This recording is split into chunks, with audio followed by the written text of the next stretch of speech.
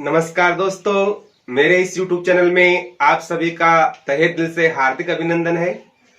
आज हम काव्य शास्त्र में पढ़ेंगे आपका अलंकार। तो सबसे पहले हम बात करते हैं अलंकार शब्द किससे बना है। इसमें दो शब्द हैं आपके। एक शब्द है आपका अलम। अलम शब्द का अर्थ होता है शोभा, और दूसरा शब्द है कार। कार का मतलब होता है करने वाला।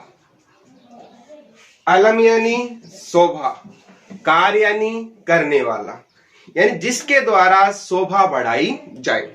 और हम पढ़ते किसमें है आपके काव्य शास्त्र में। तो जब किसी काव्य की किन्हीं तत्वों के द्वारा शोभा बढ़ाई जाती है तो काव्य की शोभा बढ़ाने वाले जो तत्व होते हैं उन्हें क्या कहा जाता है? अलंकार कहा जाता है। तो काव्य की शोभा बढ़ाने वाले तत्व क्या होते हैं? आपके अलंकार होते हैं। अलम प्लस कार व्यंजन संधि है।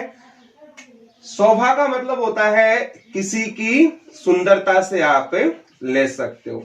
ये काव्य आपको देखने में क्या लगे? सुंदर लगे, रुचिकर लगे। जैसे मान लो एक कोई नवनवेली दुल्हन होती है।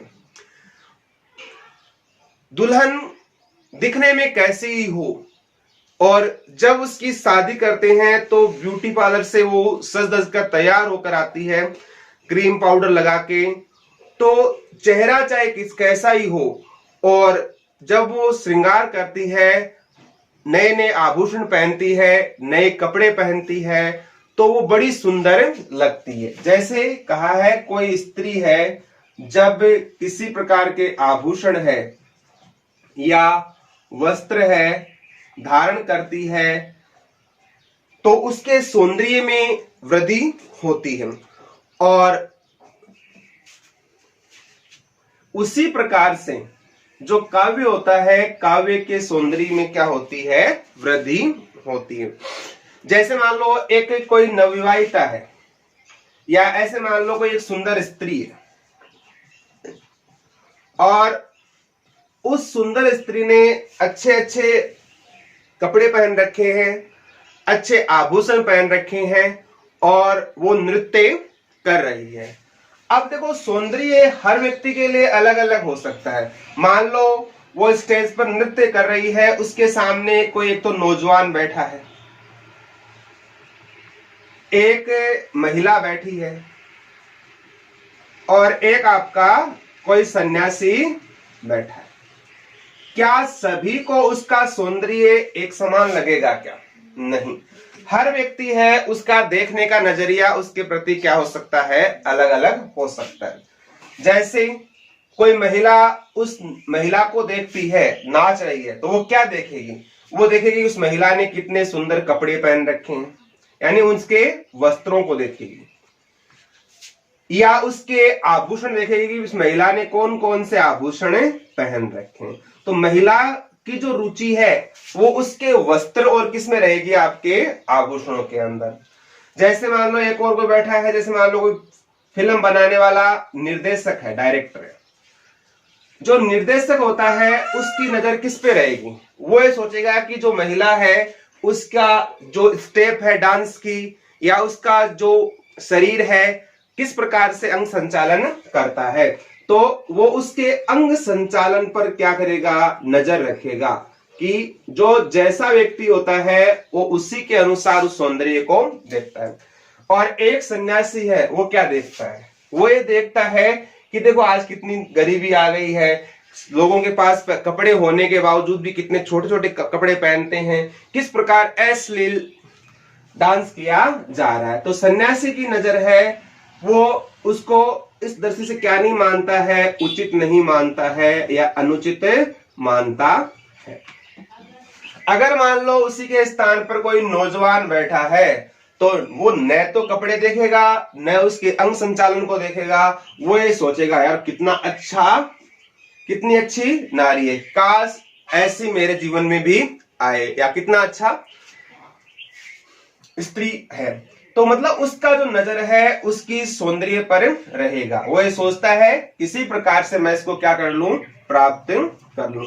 तो सौंदर्य एक ही है, लेकिन उसको देखने का नजरिया अलग अलग व्यक्ति का क्या हो सकता है, अलग अलग हो सकता है। या अलग अलग व्यक्ति कहे तो अलग अलग व्यक्ति को उसमें जो आनंद की प्राप्ति हो रही है और वो अलग अलग व्यक्ति के लिए अलग अलग होती है। क्योंकि सौंदर्य से ही किसकी प्राप्ति होती है, रस की प्राप्ति होती है, आनंद की प्राप्ति होती है। और जो काव्य में जो अलंकार है वो भी क्या बढ़ाते हैं, आपके सौंदर्य को ही बढ़ाते हैं। जैसे हम कहते हैं ना प्रेम, प्रेम और सौंदर्य, प्रेम का संबंध भी किसके साथ होता है, आपका सौंदर्य के साथ होता है। अब कई कहने को तो कह देते हैं कि हम किसी से प्रेम करते हैं तो उसकी सुंदरता कोई जरूरी नहीं होती है। एक कहावत है ना कि दिल गधी पे आ जाए तो परी क्या चीज है, लेकिन वो कहने की बात ही होती है। अगर हम किसी से प्रेम करते हैं तो उसके किसी न किसी सौंदर्य के प्रति हमारा क्या होता है, आकर्षण होता है। कोई शारीरिक सौंदर्य को महत्व देता है, कोई उसके व्यवहार को महत्व देता है, कोई उसके मन को महत्व देता है। मतलब जहां कहीं सौंदर्य है, और सौंदर्य का परिणाम किस पर डिपेंड करता है, आपका सौंदर्य से ही क्या होता है, आपका प्रेम। अगर आप किसी को चाहते हो तो आपका उसको कुछ न कुछ अच्छा लगेगा, चाहे मन है, चाहे शरीर है, चाहे उसका जो कार्य व्यवहार है, उसको देखकर ही आप क्या करते हो, प्रेम किया जाता है। तो अलंकार है वो भी काव्य में किस बढ़ाते हैं, आपके सौंदर्य बढ़ाते हैं। सबसे पहले हम बात करते हैं अलंकार संप्रदाय के जो प्रवर्तक हैं। ध्यान रखना, अलंकार संप्रदाय के जो प्रवर्तक है वो कौन है, आपके भामह है। भामह को अलंकार संप्रदाय का क्या माना जाता है, आपका प्रवर्तक। जब हमने काव्य गुण पढ़े तो चर्चा की थी, भामह की रचना का नाम क्या है, काव्यालंकार, काव्य प्लस अलंकार। तो भामह है उसकी पुस्तक का नाम क्या है, आपका काव्यालंकार। भामह है वो अलंकार के बारे में क्या विचार रखते हैं, वो कहते हैं नैकांतमपि, नैकांतमपि निर्भूषणम विभाति वनिता मुखम, नैकांतमपि निर्भूषणम विभाति वनिता मुखम। न यानी नहीं, कांत यानी शोभा, निर्भूषणम बिना आभूषणों के, विभाति यानी सुशोभित होना, वनिता यानी स्त्री की बिना आभूषणों के स्त्री का मुख है वो सुंदर नहीं लगता। स्त्री है चाहे उसका रंग कितना ही गोरा हो, चाहे कितनी ही देखने में सुंदर हो, जब तक वो अच्छे आभूषण और अच्छे वस्त्र नहीं पहनती है तब तक वो क्या नहीं लगती है, सुंदर नहीं लगती है। तो ये परिभाषा किसने दी थी, आपकी भामह ने। तो ध्यान रखना, अलंकार संप्रदाय है उसके प्रवर्तक कौन है, आपके भामह है। और भामह की पुस्तक का नाम क्या है, आपका काव्यालंकार। और भामह क्या कहते हैं, न कांतमपि निर्भूषणम विभाति वनिता मुखम। और भामह के अनुसार जो अलंकार है उनकी संख्या कितनी मानी जाती है, आपकी 38 मानी जाती है। तो अगर आप आपको पूछे प्रवर्तक कौन है तो कौन है, आपके भामह। अगर हम कहते हैं अलंकार संप्रदाय को आगे समाज में जो प्रतिष्ठा है वो किसने प्रदान की या इसको पोषण किसने दिया, तो वो आते हैं आपके दंडी, जयदेव, रुद्रट। दंडी है, जयदेव है, रुद्रट है आदि विद्वान है, वो आगे चलकर इन्होंने अलंकार संप्रदाय के महत्व को समाज के सामने प्रदर्शित किया। तो ये इसके प्रतिष्ठा पोषण आचार्य माने जाते हैं। दंडी, जयदेव, रुद्र, कई विद्वानों का नाम इसके अंदर आता है। लेकिन ध्यान रखना, प्रवर्तक की दृष्टि से किसका नाम होगा, आपका भामह का। तो इसका स्क्रीनशॉट लीजिए, आगे बढ़ते हैं। अगर हम बात करें अलंकार शब्द के अर्थ की बात करें कि अलंकार शब्द है इसका अर्थ क्या होता है, तो अलंकार शब्द है इसका सामान्य अर्थ होता है आपका आभूषण। अलंकार शब्द का जो अर्थ होता है वो क्या होता है, आभूषण। आभूषण जो आपके गहने होते हैं, ऑर्नामेंट्स होते हैं, गहने, तो आप अलंकार है, इसका शाब्दिक अर्थ क्या होता है आपका आभूषण। दंडी है वो अलंकार संप्रदाय के बारे में या अलंकार के बारे में क्या विचार रखता है। काव्य शोभाकरान धर्मालंकारान प्रचक्षते, काव्य शोभाकरान प्रचक्षते, काव्य शोभाकरान धर्मालंकारान प्रचक्षते। काव्य यानी काव्य के, शोभाकरान यानी शोभाकारक, धर्म यानी धर्म, तो काव्य के शोभाकारक धर्म ही क्या होते हैं, अलंकार माने जाते हैं। तो काव्य के शोभाकारक धर्म है वो क्या होते हैं, अलंकार होते हैं। और ये जो परिभाषा है वो किसकी है, आपकी दंडी की। काव्य शोभाकरान धर्मालंकारान प्रचक्षते, काव्य के शोभाकारक गुण धर्म क्या है, अलंकार। और हमने पढ़ा था दंडी की पुस्तक का नाम क्या है आपका, काव्यादर्श। दंडी की पुस्तक का नाम क्या है आपका, काव्यादर्श। दैसे दंडी और दैसे आपका क्या है, दर्श। तो काव्य शोभाकरान धर्मालंकारान प्रचक्षते, ये पुस्तक कौन कहता है, दंडी, जिनकी पुस्तक का नाम क्या है आपका काव्यादर्श। ऐसी ही परिभाषा आती है काव्य गुण के बारे में, काव्य शोभाया कर्तारो धर्मा गुणा।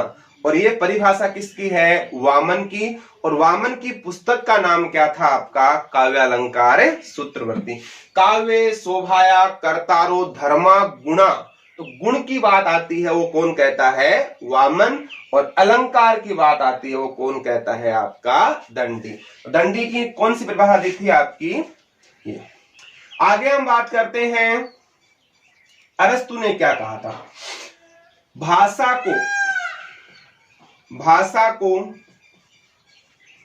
लोक सामान्य स्तर से, भाषा को लोक सामान्य स्तर से ऊपर उठाने वाले गुणधर्म, भाषा को लोक सामान्य स्तर से ऊपर उठाने वाले गुणधर्म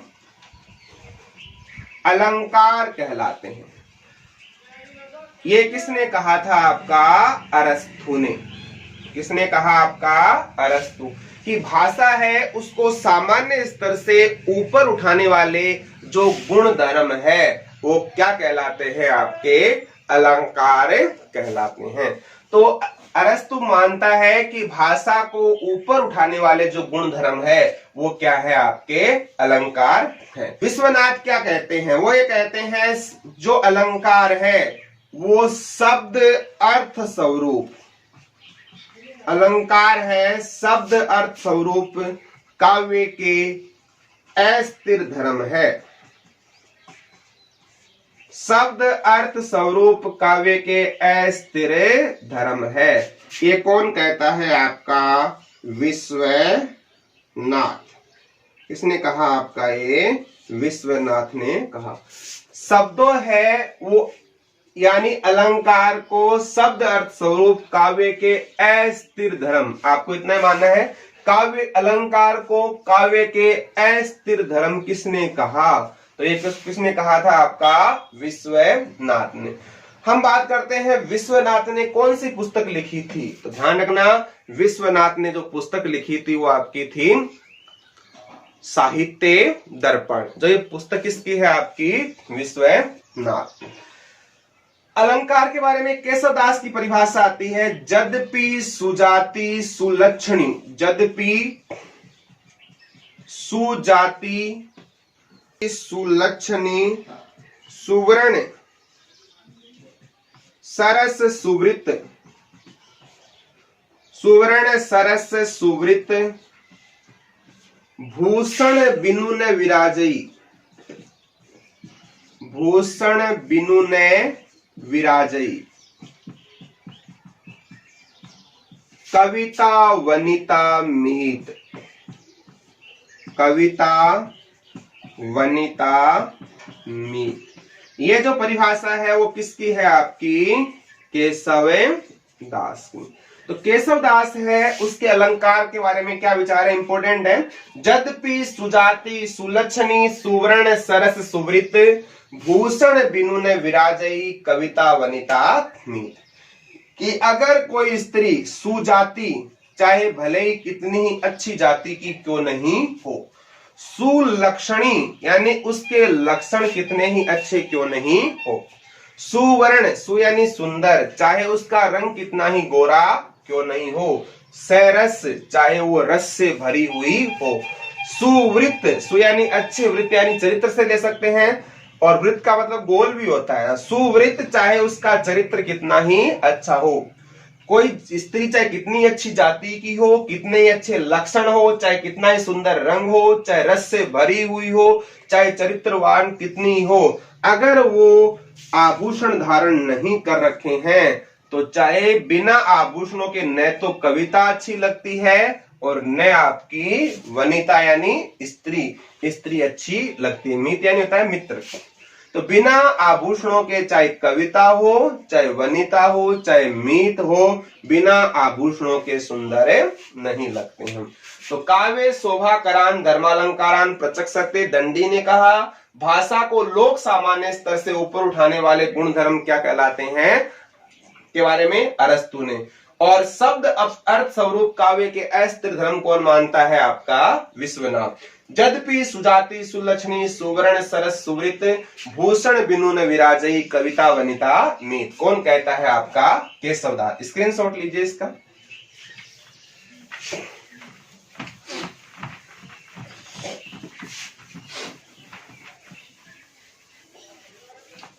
आचार्य रामचंद्र शुक्ल है, वो इसके बारे में क्या विचार रखते हैं। ध्यान रखना, हम बात करते हैं आचार्य शुक्ल इनके बारे में क्या कहता है। शुक्ल कहता है जो अलंकार होता है वो काव्य में भावों के उत्कर्ष दिखाने में सहायक होता है। भावों के उत्कर्ष दिखाने और वस्तुओं के रूप गुण क्रिया को अधिक तीव्रता के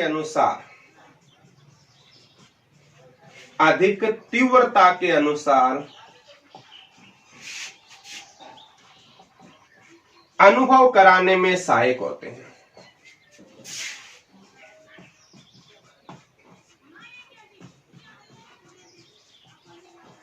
कि जो अलंकार है भावों के उत्कर्ष को दिखाते हैं। पंक्ति आ जाए कि अलंकारों को भावों के उत्कर्ष दिखाने में सहायक किसने माना है, आपके आचार्य शुक्ल ने। और भावों के उत्कर्ष के साथ साथ वस्तुओं के रूप है, गुण है, क्रिया है, इनकी अधिक तीव्रता के अनुसार अनुभव कराने में क्या होते हैं, सहायक। तो याद करने के लिए भावों के उत्कर्ष दिखाने में सहायक कौन मानता है, आपका अलंकार शुक्ल, आचार्य रामचंद्र शुक्ल। इसका एक प्रसिद्ध साहित्य ग्रंथ है हिंदी साहित्य का इतिहास। हिंदी साहित्य का जो इतिहास लिखने वाला, प्रमाणिक जो इतिहास लिखा था वो किसने लिखा था, परिमार्जित है, परिष्कृत है, वो लिखा था आचार्य रामचंद्र शुक्ल ने। कब लिखा था, आपका 1929 में। और एक बात और भी कहते हैं, अलंकार है क्या, अलंकार है क्या, यह तो वर्णन करने की चमत्कार पूर्ण शैली है। यह तो वर्णन करने की चमत्कार पूर्ण शैली है। यह बात किसने कही, अलंकार है क्या, अलंकारों के द्वारा जिस विषय वस्तु का आप वर्णन करते हो उसको क्या बनाता है, चमत्कारी बनाता है, सौंदर्य प्रदान करता है। ये भी कौन है, आपका आचार्य शुक्ल ने ही ऐसा कहा था। तो आचार्य शुक्ल की दो बात ना, भावों के उत्कर्ष दिखाने में सहायक और चमत्कार पूर्ण शैली की बात कौन करता है, आपका आचार्य रामचंद्र शुक्ल, जिनकी पुस्तक का नाम क्या है, हिंदी साहित्य का इतिहास। और कब लिखी थी आपकी 1929 में। एक विद्वान है आपके राम कुमार वर्मा, राम कुमार वर्मा। तो राम कुमार जो वर्मा है, जो आपके छायावाद में आते हैं, और राम कुमार वर्मा, तो छायावाद की लघुत्रयी है, उसमें महादेवी वर्मा, राम कुमार वर्मा और आपके भगवती चरण वर्मा आते हैं। और छायावाद की बृहत जो त्रयी है उसमें आते हैं आपके पंत, प्रसाद और निराला, और महादेवी वर्मा का नाम भी आता है। तो राम कुमार वर्मा है, वो कहते हैं कि अलंकार के द्वारा जो काव्य है उसकी भाषा व भावों की नग्नता को दूर कर, नग्नता को दूर कर उसमें सौंदर्य की सृष्टि करता है।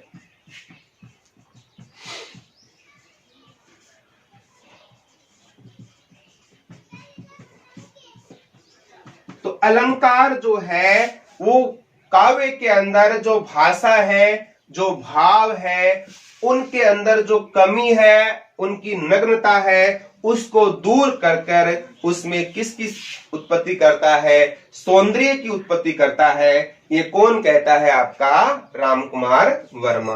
तो भावों या भाषा की नग्नता को दूर करके उसमें सौंदर्य स्थापित करने का प्रयास की बात कौन करता है? राम कुमार वर्मा। राम कुमार वर्मा ने भी हिंदी साहित्य में इतिहास लिखा था, हिंदी साहित्य का आलोचनात्मक इतिहास। हिंदी साहित्य का आलोचनात्मक जो इतिहास था वो 1938 में कौन लिखता है? आपका राम कुमार वर्मा। तो हिंदी साहित्य का आलोचनात्मक जो इतिहास है वो किसने लिखा था? 1938 में आपके राम कुमार वर्मा ने। स्क्रीनशॉट लीजिए इसका। एक ग्रंथ है आपका अग्नि पुराण, अग्नि पुराण। अग्नि पुराण वेद व्यास जी की रचना है, आचार्य व्यास जी। तो इसमें कहा गया है कि अलंकार रहित जो काव्य होता है, अलंकार रहित काव्य विधवा सरस्वती के समान होता है।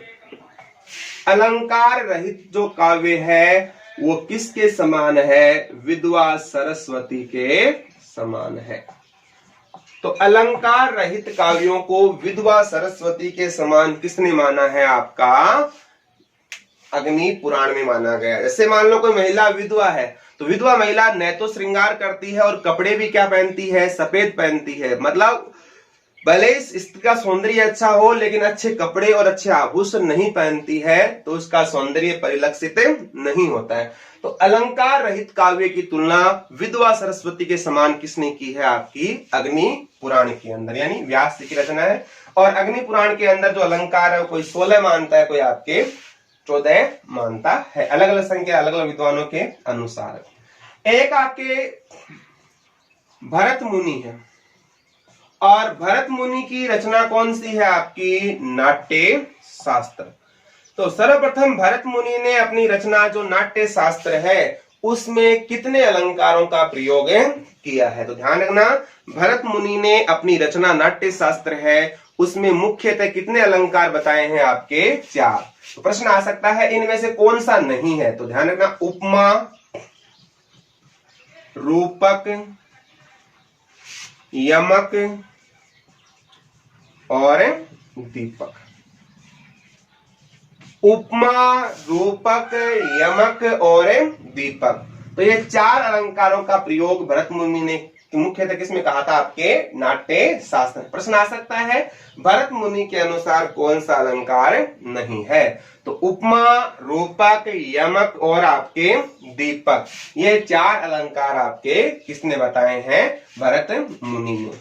अगर हम बात करें अलंकार शब्द की उत्पत्ति संस्कृत में किन किन से माना गया, तो संस्कृत में एक आता है अलंकरोति अलंकार है, अलंकरोति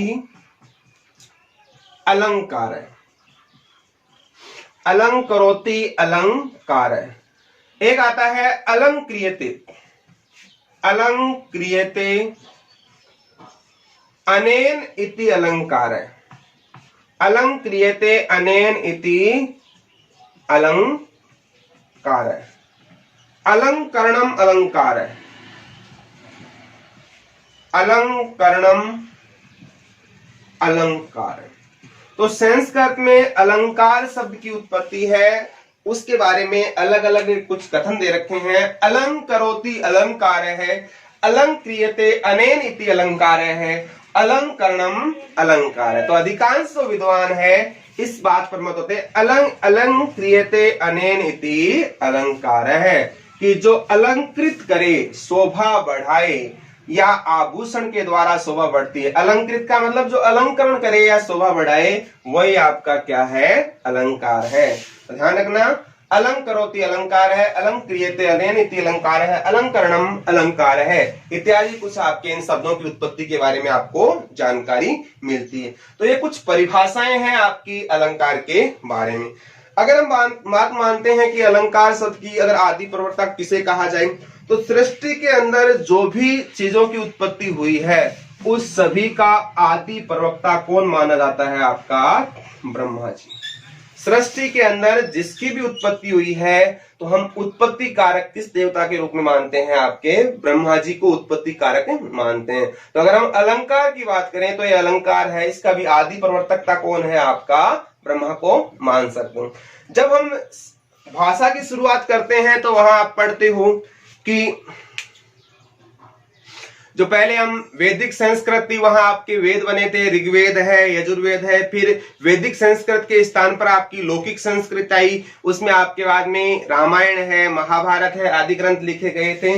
तो आपका चाहे ऋग्वेद हो, चाहे रामायण हो, ऋग्वेद है, रामायण है, महाभारत है, इन प्राचीन ग्रंथों के अंदर भी आपके अलंकारों का क्या मिलता है, उल्लेख मिलता है। तो इनका आदि प्रवक्ता कौन है, आपका ब्रह्मा जी है। और ऋग्वेद, रामायण, महाभारत में भी क्या मिलता है, इनका उपयोग मिलता है। आगे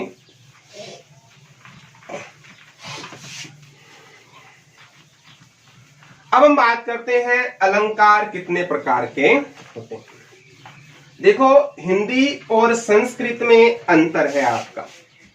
अलंकार के भेदों की बात करते हैं तो ध्यान रखना, हिंदी में कितने भेद मानने हैं आपको, 2 भेद मानने हैं। अगर हम बात करें संस्कृत की तो संस्कृत में कितने भेद होते हैं आपके, 3। हिंदी में कितने होते हैं, 2, और संस्कृत में कितने होते हैं आपके, 3 भेद माने जाते हैं। कौन कौन से होते हैं, एक तो होता है आपका शब्दालंकार, और एक होता है आपका अर्थालंकार। शब्दालंकार, अर्थालंकार। तो हिंदी की दृष्टि से 2 ही होते हैं, शब्दालंकार और आपका अर्थालंकार। और कुछ विद्वान है वो संस्कृत के आधार पर कौन सा अलंकार मानते हैं, आपका उभयालंकार। तीनों में दीर्घ संधि है, शब्द प्लस अलंकार और अर्थ प्लस अलंकार और उभय प्लस अलंकार, दीर्घ संधि। तो हिंदी में 2 ही मानना है, शब्दालंकार और आपका अर्थालंकार। अगर ये प्रश्न आ जाए, अलंकार के भेद होते हैं, हिंदी में 2 मानने हैं, संस्कृत में आपको 3, क्योंकि हिंदी और संस्कृत जो व्याकरण है उसमें अंतर होता है। हिंदी में वचन 2 होते हैं, एक वचन और बहुवचन। संस्कृत में वचन 3 होते हैं, एक वचन, द्विवचन और आपका बहुवचन। लिंग है, हिंदी में 2 होते हैं, पुल्लिंग और स्त्रीलिंग। संस्कृत में कितने होते हैं आपके, 3 होते हैं। और हम अंग्रेजी की बात करें तो कितने होते हैं आपके, 4। संस्कृत में पुल्लिंग, स्त्रीलिंग और आपका नपुंसकलिंग। अगर हम इंग्लिश की बात करते हैं तो मैस्कुलिन, फेमिनिन, न्यूटर और कॉमन, 4 आपके इंग्लिश में जेंडर होते हैं। तो लैंग्वेज के अंदर जो ग्रामेटिकल्स होते हैं, व्याकरण संबंधी है, कुछ भिन्नताएं पाई जाती हैं। अब देखो, शब्दालंकार का मतलब होता है चमत्कार किसमें होता है। अगर हम बात करते हैं तो चमत्कार किसमें होता है, आपका शब्द में होता है। अगर इस शब्द के स्थान पर आपने उसका क्या रख दिया, पर्यायवाची रख दिया, या उसका कोई समानार्थी शब्द रख दिया, तो जो काव्य है उसका जो चमत्कार है वो नष्ट हो जाता है। अगर कहीं किसी शब्द में चमत्कार हो और उस शब्द को हटाकर आप उसके स्थान पर उसका पर्यायवाची या समानार्थी शब्द रख देते हो तो इसके बाद में जो चमत्कार है वो रहता नहीं है, या कह सकते हैं चमत्कार वो नष्ट हो जाता है। शब्दालंकार में कौन कौन से आते हैं? जैसे मान लो आपका अनुप्रास अलंकार है, यमक अलंकार है, श्लेष अलंकार है, वक्रोक्ति अलंकार है, पुनरुक्ति अलंकार है। ये किस में आते हैं? आपके शब्दालंकार में। अनुप्रास, यमक, श्लेष, वक्रोक्ति और पुनरुक्ति। कुछ विद्वान जो श्लेष वक्रोक्ति इनको किस में मानते हैं? उभयालंकार में भी मानते हैं, लेकिन ऑलमोस्ट किस में होता है? आपका शब्दालंकार के अंदर होता है। जैसे मान लो आपके सामने कोई एग्जाम्पल लिया मैंने, हरि ने नारद को हरि रूप दिया। हरि ने नारद को हरि रूप दिया। हरि ने नारद को हरि रूप दिया। हम बात किसकी कर रहे हैं? अभी शब्दालंकार की कर रहे हैं। हरि ने नारद को हरि, हरि कौन है? भगवान विष्णु। और हर किसका पर्याय है? भगवान शिव का। और जो हरि है वो अनेकार्थी शब्द है। हरि का मतलब विष्णु भी होता है, बंदर भी होता है। तो ध्यान रखना, हरि शब्द है इसका अर्थ क्या होता है? विष्णु भी होता है, बंदर भी होता है, और भी कई अर्थ निकलते हैं। तो भगवान विष्णु ने नारद को कौन सा रूप दिया था? आपको पता होगा। एक बार क्या है, नारद को यह अभिमान हो गया था कि इस ब्रह्मांड में मेरे समान भगवान की भक्ति करने वाला कोई नहीं। तो भगवान को लगा कि मुझे इस नारद के जो गर्व है इसका हमें क्या करना पड़ेगा? तोड़ना पड़ेगा। तो भगवान के पास एक माया करते हैं, भगवान एक नगरी बसाते हैं, एक सुंदर कन्या होती है, उसके स्वयंवर की बातें आती है। तो नारद उस कन्या पर क्या होते हैं? मोहित होते हैं, और वो सोचते हैं कि मेरे जैसी शकल को कोई कन्या देगा नहीं, और मैं भगवान विष्णु का बड़ा भक्त हूं, भगवान से एक दिन के लिए उसका क्या मांग लूंगा? रूप मांगूंगा। तो नारद है वो भगवान विष्णु के पास जाता है और भगवान से कहता है कि हे भगवान, आप मुझे अपना जो हरि रूप है वो दीजिए। और हरि का मतलब विष्णु भी होता है और क्या होता है? बंदर भी। और भगवान उसे अपना रूप नहीं देकर किसका रूप दे देते हैं? बंदर का रूप दे देते हैं। तो नारद वहां जाता है, वो सभा में बैठा होता है, वो वरमाला लेकर कन्या सामने आ रही होती है। उसे पता नहीं होता है नारद को कि भगवान ने मुझे किसका रूप दिया है? बंदर का। तो वह पंक्ति में बैठा होता है, वो कन्या सबके सामने से गुजरती है। नारद बार बार अपना मुंह आगे निकालता है कि इसलिए कि वो मुझे देखे और वरमाला मेरे गले के अंदर डाल दे। जब वो नारद बार बार मुंह निकालता है तो वहां सभा वाले जो लोग हैं वो हंसने लग जाते हैं। और एक जैसे आज की कहावत के रूप में देखें तो किसी जैसे कोई कह देता है कि वाह रे दीवाने, तुझे सूझी है दूर की, सूरत लंगूर की और ख्वाहिश अंगूर की। तो मतलब नारद का वहां पर क्या होता है? अपमान होता है। कोई कहता है कि तेरा थोपड़ा को देख, तू किस कन्या को विवाह है।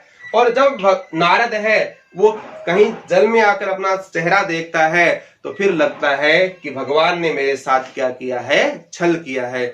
और फिर भगवान को ही वो क्या दे देता है? श्राप की हे भगवान, आज इस बंदर के स्वरूप के कारण आपने मेरा मजाक बनाया है, और एक दिन यही बंदर है वो आपकी क्या करेंगे? सहायता करेंगे। तो राम की जब सीता हरण होता है तो भगवान को किसकी सहायता लेनी पड़ती है? बंदरों की सहायता लेनी पड़ती है।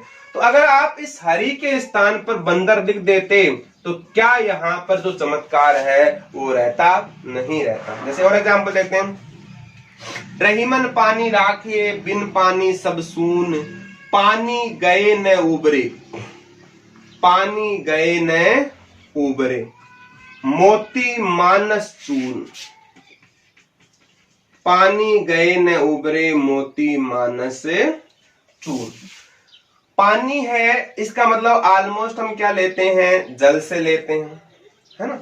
लेकिन पानी गए न मोती, अगर पानी शब्द का अर्थ मोती के अर्थ में लेंगे तो क्या हो जाएगी? मोती की क्या होती है? चमक।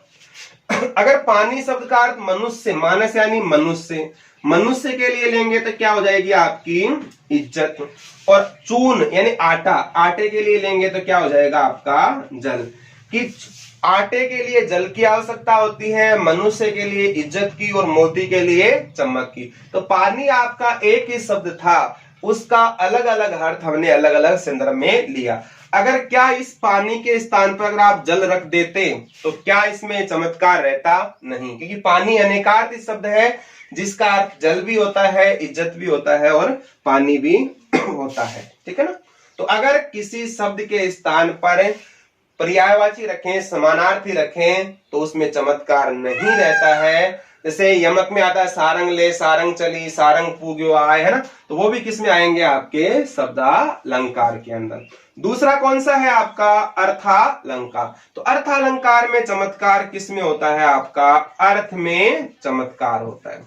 इसका मतलब है अगर आप अर्थ है प्रधान है वहां पर किसी शब्द का पर्यायवाची रख दोगे तो उसके अर्थ पर किसी प्रकार का प्रभाव नहीं पड़ेगा। जैसे मान लो किसी से आप कहते हो तुम्हारा चेहरा, तुम्हारा चेहरा चांद व कमल के समान सुंदर है, चांद व कमल के समान सुंदर है। किसी का चेहरा चांद व कमल के समान सुंदर है, तो आपने चेहरे की तुलना किससे की? चांद से और कमल से। अब चाहे आप चांद के स्थान पर चंद्र लिख दो, चाहे शशि लिख दो, कोई प्रभाव नहीं पड़ेगा। कमल है, कमल के स्थान पर आपने लिख दिया अरविंद, सरोज, पंकज, इसके पर्यायवाची। तुम्हारा चेहरा अरविंद के समान है, तुम्हारा चेहरा पंकज के समान है, तो अगर आपने उस शब्द के स्थान पर उसका पर्यायवाची रख दिया तो उस पर कोई प्रभाव नहीं पड़ेगा। इसका मतलब वहां जो चमत्कार है वो किस में नहीं है? अर्थ में नहीं, अर्थ में है, शब्द में नहीं है। तो अर्थ अलंकार में कौन कौन से आते हैं? जैसे मान लो आपका उपमा है, रूपक है, उत्प्रेक्षा है, विभावना है, प्रतीक है, ब्याज स्तुति है, उदाहरण अलंकार है, दृष्टांत अलंकार है। तो अधिकांश जो अलंकार है वो आपके किस में आते हैं? अर्थालंकार में आते हैं। तो हिंदी में दो ही होते हैं, शब्दालंकार और आपके अर्थालंकार। उभयालंकार का अर्थ होता है जहां शब्द और अर्थ दोनों में चमत्कार हो। बाकी हिंदी में ऐसा हम कोई अलंकार नहीं पढ़ते हैं। संस्कृत में आते हैं आपके संकर है, संसृष्टि है, या कुछ लोग इसमें मानवीकरण को भी शामिल करते हैं। कई किताबें इसमें श्लेष वक्रोक्ति भी करती है। लेकिन आपके ध्यान रखना, तो ये संस्कृत का अलंकार है जो आपको हिंदी में नहीं पढ़ना है। तो अलंकार दो प्रकार के होते हैं, शब्दालंकार और आपके अर्थालंकार। जहां शब्द में चमत्कार हो शब्दालंकार, अर्थ में चमत्कार हो आपका अर्थालंकार। तो ये आपके अलंकार के बारे में सामान्य सी जानकारी है। आगे हम अलंकारों के बारे में पढ़ेंगे, अनुप्रास क्या है, यमक क्या है, विभावना क्या है, वक्रोक्ति क्या है। तो आज के लिए इतना ही। जय हिंद, जय भारत।